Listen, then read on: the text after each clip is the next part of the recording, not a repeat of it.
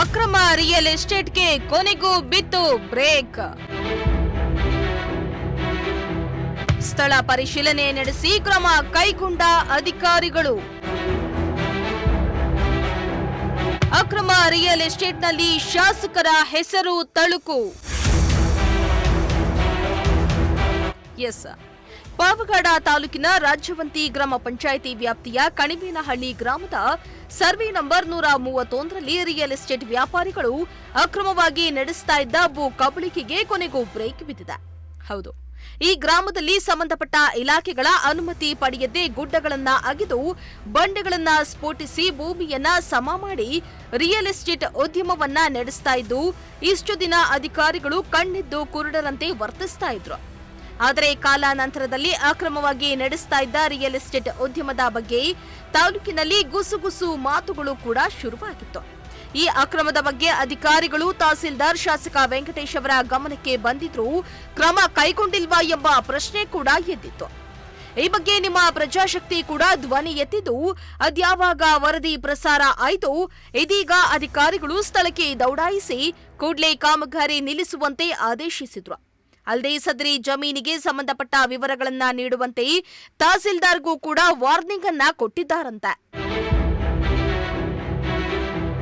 ಇನ್ನು ಪಾವಗಡ ಪಟ್ಟಣದಿಂದ ಕೇವಲ 3 ಕಿಲೋಮೀಟರ್ ದೂರದಲ್ಲಿ ಮುಖ್ಯ ರಸ್ತೆಯ ಪಕ್ಕದಲ್ಲೇ ಕಳೆದ 4-5 ತಿಂಗಳುಗಳಿಂದ ಕಾಮಗಾರಿ ಜೋರಾಗಿ ನಡೀತಾ ಇದ್ರು. ಕಂದಾಯ ಇಲಾಖೆಯವರಾಗ್ಲಿ ಪೊಲೀಸರಾಗ್ಲಿ ಚಕಾರವೆತ್ತಿರಲಿಲ್ಲ.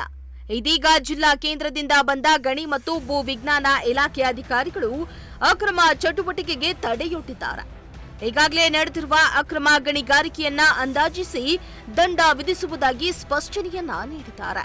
ಹೌದು, ಭೂ ವಿಜ್ಞಾನಿ ತೇಜಸ್ವಿನಿ ಅಂಡ್ ಟೀಮ್, ತಹಸೀಲ್ದಾರ್ ವರದರಾಜು, ಭೂ ದಾಖಲೆಗಳ ಸಹಾಯಕ ನಿರ್ದೇಶಕ ರವಿಕುಮಾರ್ ಸೇರಿ ಹಲವು ಮಂದಿ ಅಧಿಕಾರಿಗಳು ಸ್ಥಳಕ್ಕೆ ತೆರಳಿ ಪರಿಶೀಲನೆಯನ್ನ ನಡೆಸಿ ಸ್ಥಳಕ್ಕೆ ಕ್ರಮಕ್ಕೆ ಮುಂದಾಗಿದ್ದಾರೆ.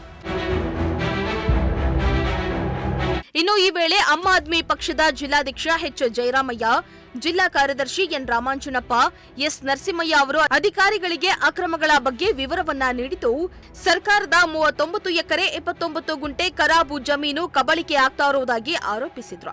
ಅಲ್ಲದೆ ಗುಡ್ಡಗಳು, ಕಾಲುದಾರಿ, ಹಳ್ಳ ಮುಂತಾದವುಗಳನ್ನ ಅಕ್ರಮವಾಗಿ ಆಕ್ರಮಿಸಿಕೊಂಡಿರುವ ಬಗ್ಗೆ ಗಂಭೀರ ಆರೋಪವನ್ನ ಕೂಡ ಮಾಡಿದ್ರು. ಸರ್, ಇದು ಕಣಿವೇನಹಳ್ಳಿ ಸರ್ವೆ ನಂಬರ್ 131ರಲ್ಲಿ ಒಟ್ಟು 79 ಎಕರೆ 29 ಗುಂಟೆ, ಅದರ ಪೈಕಿ 40 ಎಕರೆ ಕಾವಲ ಸಂಜೀವನ್ ಅವರಿಗೆ ಮಂಜೂರಾಗಿರ್ತದೆ. ಉಳಿದ 39 ಎಕರೆ 29 ಗುಂಟೆ ಸರ್ಕಾರಿ ಗುಟ್ಟೆ ಖರಾಬು ಜಾಗ. ಈ ಸರ್ಕಾರಿ ಖರಾಬು ಜಾಗವನ್ನು ಇವತ್ತು ಏನು ಈ ಲೇಔಟ್ ಮಾಡ್ತಿದ್ದಾರಲ್ಲ ಈ ಭೂಮಾಫಿಯಾದವರು, ಅದನ್ನೂ ಸೇರಿಸ್ಕೊಂಡು ನಿವೇಶನಗಳಾಗಿ ಸೈಟ್ಗಳನ್ನು ಮಾಡಿ ಸಾರ್ವಜನಿಕರಿಗೆ ಮಾರೋದಕ್ಕೆ ಈ ಒಳಸಂಚು ನಡೆಸಿ ಇದನ್ನೆಲ್ಲ ರಾಜಾರೋಷವಾಗಿ ಸರ್ಕಾರದಿಂದ ಕೇವಲ ಅಫಿಡವಿಟ್ ಆಧಾರದ ಮೇಲೆ 30 ಎಕರೆ ಕನ್ವರ್ಷನ್ ಮಾಡಿದ್ದಾರೆ. ಆದರೆ ಇವರು ಕ್ಲೀನ್ ಮಾಡ್ತಾ ಇರೋದು ಜಾಗ ಸುಮಾರು 80 ಎಕರೆ. ಹೆಚ್ಚುವರಿ ಸರ್ಕಾರಿ ಜಾಗನೇ ಇದರೊಳಗಡೆ ಇದೆ. ಇದನ್ನು ಇಲ್ಲಿ ಕೆಲವು ನಮ್ಮ ಸರ್ಕಾರಿ ಅಧಿಕಾರಿಗಳು ಶಾಮೀಲಾಗಿ ಇದರಲ್ಲಿ ರಾತ್ರೋರಾತ್ರಿ ನೋಡಿದ್ರಲ್ಲ, JCB ಹಿಟಾಚಿಗಳು ಎಲ್ಲ ಇಟ್ಕೊಂಡು ಈ ಬೆಟ್ಟ ಗುಟ್ಟಗಳನ್ನೆಲ್ಲ ಕಡಿದು ನೆಲಸಮ ಮಾಡಿ ಸೈಟ್ಗಳು ಮಾಡಿ ಸಾರ್ವಜನಿಕರಿಗೆ ಟೊಪ್ಪಿ ಹಾಕಿ ಮಾರಾಟ ಮಾಡಿ ಓಡೋಗೋದಕ್ಕೆ ಸಂಚು ಮಾಡಿರ್ತಕ್ಕಂಥ ಒಂದು ಮೈನಿಂಗ್ ಅಂದರೆ ಈ ಭೂಮಾಫಿಯಾ ಒಂದು ಗುಂಪು.